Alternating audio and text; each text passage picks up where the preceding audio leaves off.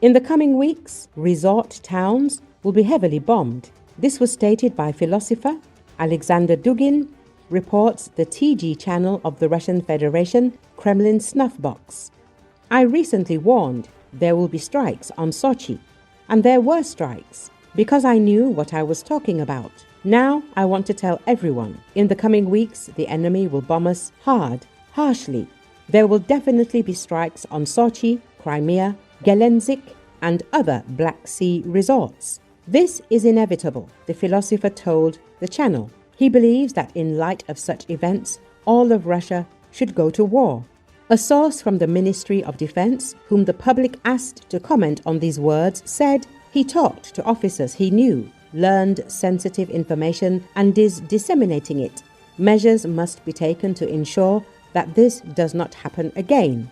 Recall Alexander Dugin, sometimes referred to as Putin's brain because of his ideological influence on Russian politics. Dugin made his name by espousing Russian nationalist and traditionalist, including anti-Semitic, themes and publishing extensively on the centrality of Russia in world civilization. His founding philosophy is traditionalism, which he views as a strength of Russia. Thus, he has become a strong supporter of the country's president, Vladimir Putin, who emphasizes traditional Russian values. Dugin and Putin align in their criticism of liberalist, anti-religious individualism, which they claim destroys the values and culture on which society is based. Dugin has value for Putin because he advances the president's objectives. Putin's security goals are in part founded on the principle that political unity is strength and political division is weakness.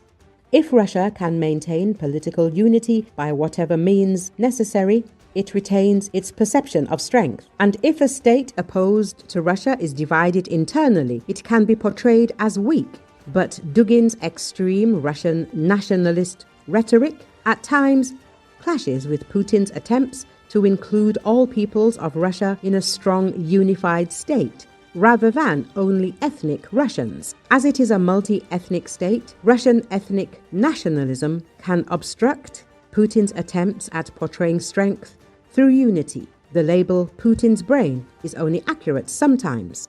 The Russian government uses Dugin when he is useful and separates itself from him when his extremism is inconvenient.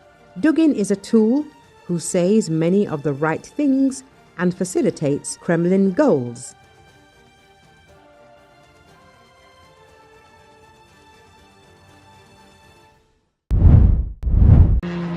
Footage has been released showing the moment a kamikaze drone belonging to the Ukrainian army struck the Radiozavid facility in Russia's Penza region. As seen in the footage recorded by local residents and shared on Telegram channels, a subsequent strike on the already burning plant after the initial attacks caused an explosion. There are no reports about any casualties. Сейчас еще один, мне кажется. Да, нахуй. Охуеть.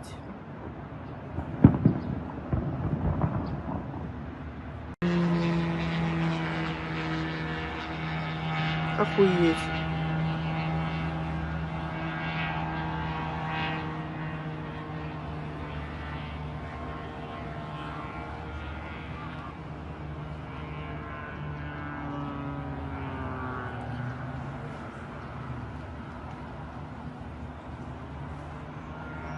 Сейчас еще один, мне кажется. Да, нахуй. Охуеть.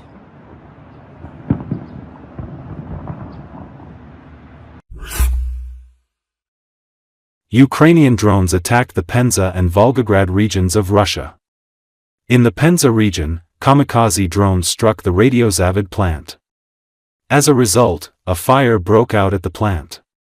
Information and images about this were published by local Telegram channels. There are no reports of casualties. A railway line in the Volgograd region became a target of Ukrainian drones. As a result, the railway's power supply was interrupted and train traffic was stopped. There is a logistics hub for the transfer of resources, fuel, ammunition and other cargo to the front in the Donetsk region, as well as south to the occupied Crimea and Zaporozhye region.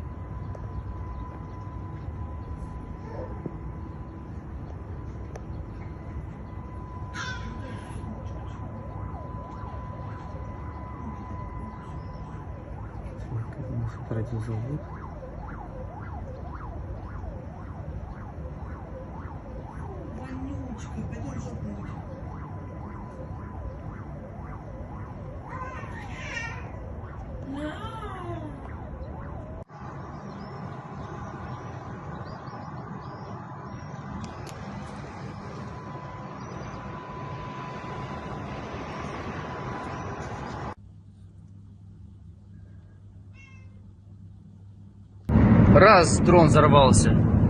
2, 3. Ах, обалдеть. Вот это горит.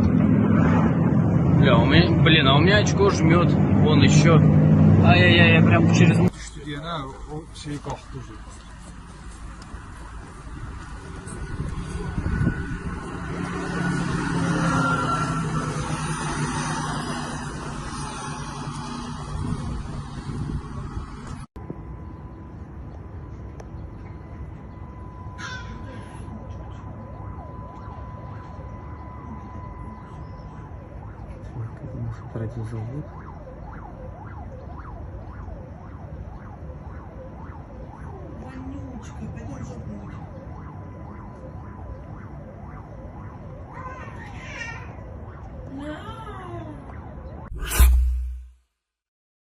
Russia attacked Ukraine's capital with missiles and drones overnight, killing at least 6 people including a 6-year-old boy, Ukrainian authorities said Thursday.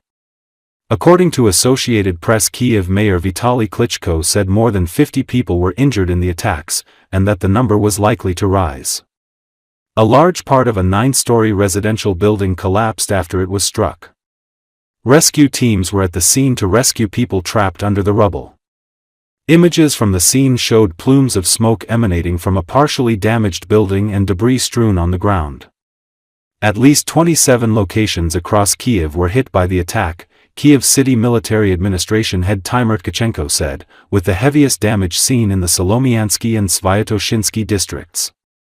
U.S. President Donald Trump said Tuesday he's giving Russian President Vladimir Putin a shorter deadline, August 8, for peace efforts to make progress, or Washington will impose punitive sanctions and tariffs. Western leaders have accused Putin of dragging his feet in U.S.-led peace efforts in an attempt to capture more Ukrainian land.